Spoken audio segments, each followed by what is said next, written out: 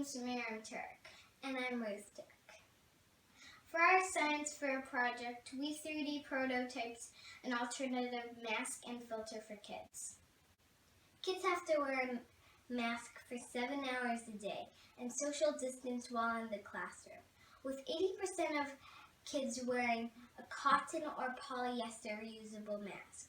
We wondered if there was an alternative material for masks. To make the mask, we measured the materials to make the silicone base and put it into the vacuum chamber to degas. Then we poured the materials into the 3D printed mold to set. We used a CAD program and printed it out on our 3D printer. The prototype mask and filter passed the filtration level of the disposable N95 mask control. In doing this experiment, we learned that not all masks provide the same protection. A mask should have a seal and a filter.